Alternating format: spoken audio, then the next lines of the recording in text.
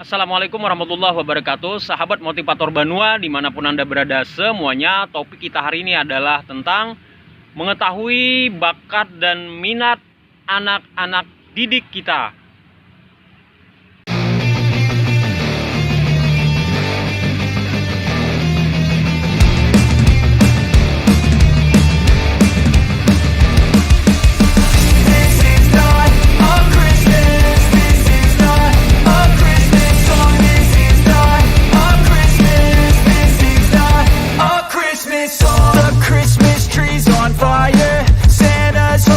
Sahabat Banua semuanya, hari ini saya lagi ada di lapangan olahraga ya, menemani anak-anak saya.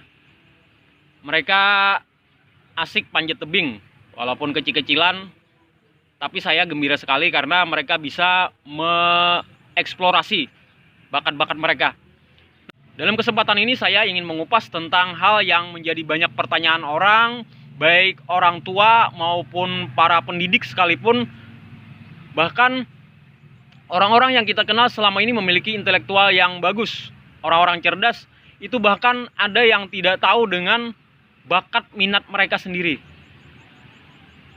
Ada yang sudah berusia 30 tahun, 40 tahun, tidak tahu bakat dan minatnya itu apa sebenarnya.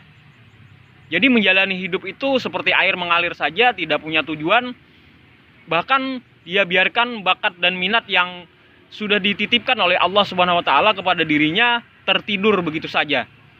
Nah, ini adalah satu kesalahan yang fatal dalam kehidupan kita. Jadi kita punya story tersendiri tentang bagaimana tentang pentingnya mengetahui bakat ini dari kisahnya superstar Michael Jackson almarhum. Nah, dalam satu talk show Michael Jackson mengemukakan kepada Oprah Winfrey ya dulu sebagai hostnya. Dia menceritakan bagaimana dendamnya kepada ayahnya yang dianggapnya ketika dia masih kecil itu sudah mengeksploitasi dirinya. Mengeksploitasi itu dalam artian menjadikan dia itu sebagai celengan uang bagi si ayah. Nah, dia dijadikan sebagai mesin uang. Kemudian waktu kecilnya itu dihabiskan untuk banyak latihan, baik menyanyi maupun dancing, menari bersama juga saudara-saudaranya pada saat itu.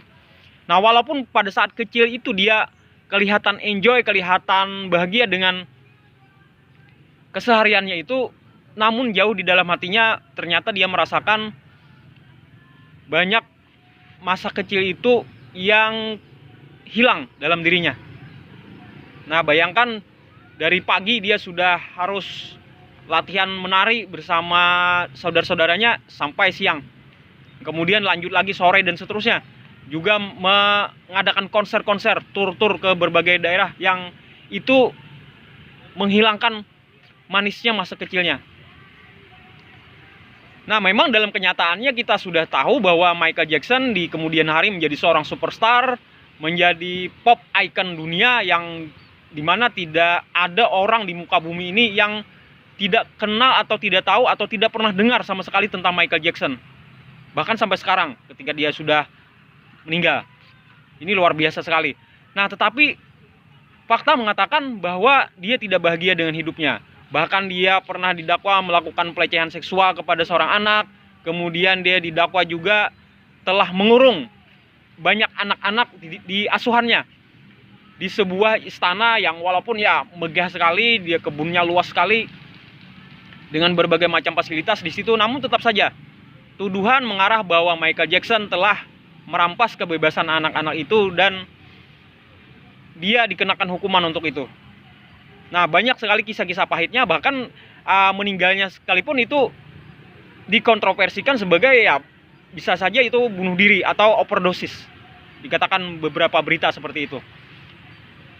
Nah, dari cerita yang tragis seperti itu, kita bisa berkaca bahwa betapa berbahayanya kalau bakat dan minat serta kesenangan masa kecil itu harus kita delete dari kehidupan kita hanya karena kita tidak tahu apa yang mesti dilakukan. Nah, Hari ini video ini kita tujukan kepada para pendidik tentunya, atau orang tua yang ingin anak-anaknya itu tumbuh berkembang dan sesuai dengan bakat minatnya. Yang pertama itu, kalau menurut para ahli pengetahuan,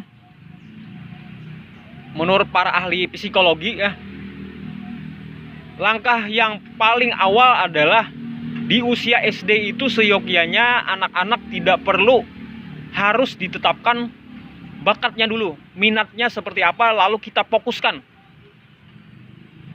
Karena ada kan mungkin di antara kita berpikir bahwa kalau anak ini mengetahui bakatnya sejak dini di usia SD, maka kita gembleng dia sesuai bakatnya itu, kita arahkan fokus untuk itu dengan harapan nanti ketika dewasa dia tinggal panen hasil dari apa yang difokuskan sejak kecil tadi. Nah, tapi dalam kenyataan tidak seperti itu, karena kalau kita terlalu fokus dengan satu bidang tertentu, itu akan menghilangkan potensi-potensinya yang lain. Karena siapa tahu anak ini memiliki bakat yang banyak, multiple. Nah, ketika itu kita pangkas, kita hanya fokus dengan satu tujuan saja, itu tentunya akan menghilangkan kesenangan-kesenangannya yang lain. Karena itu penting sekali untuk anak, hilangkan dulu keinginan kita untuk fokus di satu bidang. Yang paling baik itu adalah biarkan mereka bereksplorasi dulu dengan dirinya. Biarkan mereka sebebas mungkin mengenali jati dirinya. Jadi di usia SD itu kenalkan mereka ke alam, kenalkan mereka ke banyak orang, kenalkan mereka dengan begitu banyak permainan yang tersedia, kenalkan mereka dengan dunia online juga kalau perlu. Dengan IT kenalkan. Kenalkan mereka dengan persawahan, kemudian kebun-kebun, biarkan mereka ke pasar dan seterusnya, bercanda bersama kawan-kawannya, dan dari sana kita mulai masuk ke level yang kedua atau tahap yang kedua, yaitu monitoring. Jadi ketika mereka bermain kumpul bersama kawan-kawannya, dari jauh kita juga monitor. Nanti lama-kelamaan bakat atau minat atau hobi si anak ini semakin terlihat, semakin jelas. Dengan catatan Anda selalu monitoring dan melakukan hubungan yang dekat dengan anak Anda. Selama ini yang jadi masalah adalah orang tuanya terlalu sibuk bekerja, para pendidiknya, guru-gurunya lebih banyak ngobrol sesama rekan, tidak tahu perkembangan si anak. Jadi anak dibiarkan bebas mengeksplorasi, tapi si orang tuanya atau gurunya tidak monitoring. Ini kesalahan. Nah, jadi kita melakukan namanya adalah monitoring setiap saat kepada buah hati kita, anak-anak didik kita. Nah, kemudian yang ketiga adalah setelah kita monitoring, kita mulai tahu dengan bakat mereka, kita akan memberikan support atau dukungan kepada mereka. Dukungan ini bisa hal-hal yang kecil seperti pujian, berikan spirit motivasi, ayo nak kamu pasti bisa untuk mencetak gol lagi, kamu mirip seperti Cristiano Ronaldo. Dukungan bisa berupa hadiah.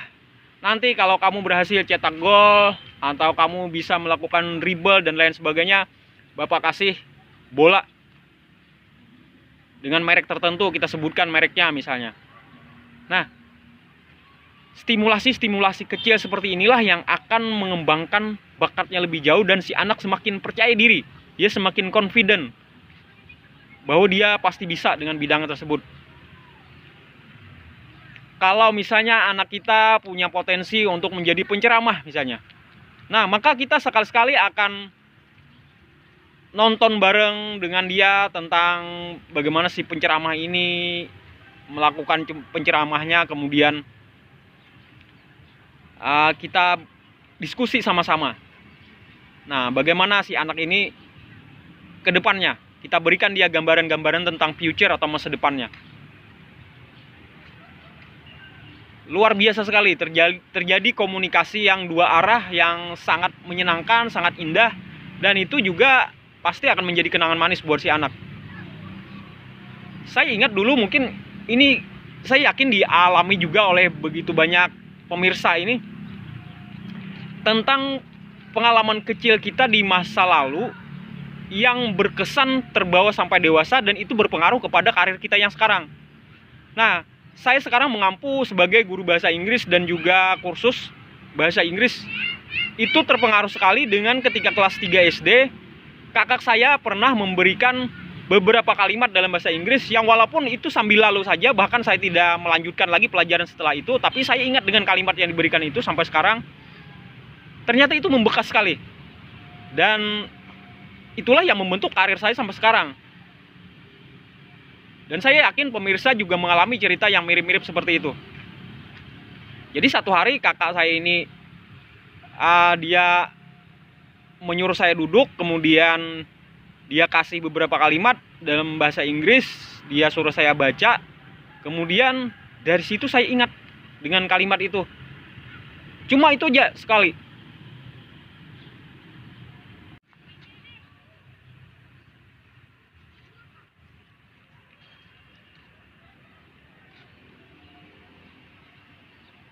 Kakak saya ini mengajak saya ke ruang tamu, kemudian dia kasih kalimat dalam bahasa Inggris, dia tulis dan dia suruh saya baca.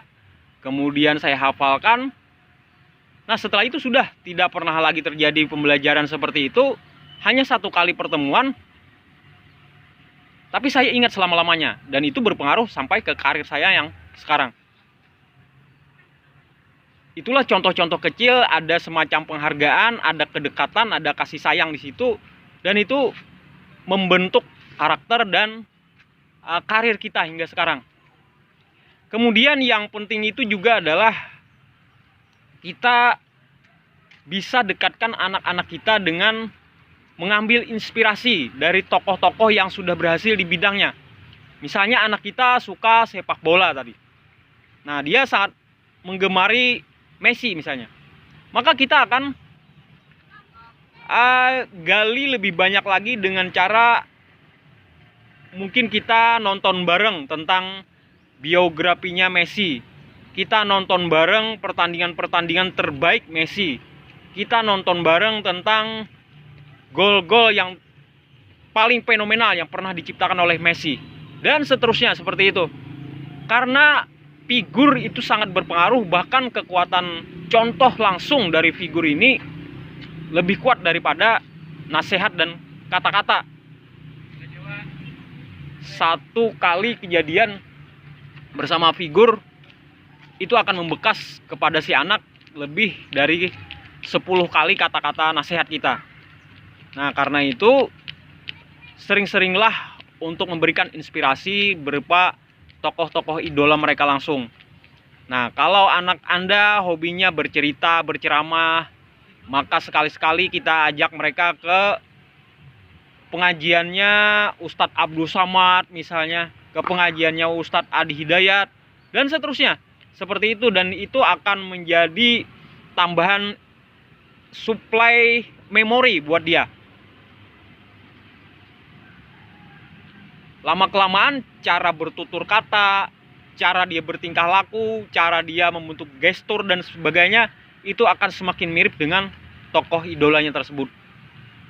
Karena itu kita penting sekali untuk menghadirkan tokoh-tokoh inspirasi dalam kehidupan anak-anak kita. Tentunya tokoh-tokoh yang bisa memberikan teladan dan berada di jalur kebaikan tentunya. Jangan sampai juga tokohnya tokoh yang salah. Nah, kemudian yang kelima adalah jika anak-anak kita itu dalam proses mereka mengembangkan bakat minat itu ada melakukan kesalahan, jangan sampai kita memberikan kritikan atau semacam kalimat-kalimat yang membuat dia bisa terluka atau down atau bahkan patah hati dan tidak mau lagi melakukan aktivitasnya. Apalagi kalau kita sampai marah-marah, mencak-mencak atau langsung mencaci maki dia. Mungkin dia hobi puisi, namun dia satu saat gagal memenangkan perlombaan dan kita juga ikut kecewa, ikut baper, akhirnya kita marahi dia habis-habisan. Nah, jangan sampai kita memperturutkan ego kita. Ingat, tugas kita tadi adalah untuk membantu anak mengembangkan bakatnya, bukan kemauan kita, bukan nafsu kita, bukan ego kita yang kita turunkan. Nah, kemudian yang keenam adalah jadikan dia leader di bidangnya tersebut. Artinya ketika dia hobinya sepak bola dan dia mulai menampilkan keahliannya di situ, biarkan dia meliding kemauannya sendiri. Ayah misalnya, saya minta dibelikan kaos Oke, kita ke pasar cari kaos. Kaos nomor berapa, warnanya apa, biar dia yang tentukan. Biarkan dia yang leading, biarkan dia yang menjadi pemimpin. Biarkan dia berjalan sesuai seleranya. Nah, kita ingat tadi tugas kita hanya memberikan fasilitas sebagai fasilitator. Nah, dengan demikian bakat anak-anak kita akan semakin terasah, semakin berkembang, dan dia pun hidup sesuai dengan tuntunan alaminya. Semoga tayangan ini bermanfaat dan menginspirasi. Wassalamualaikum warahmatullahi wabarakatuh.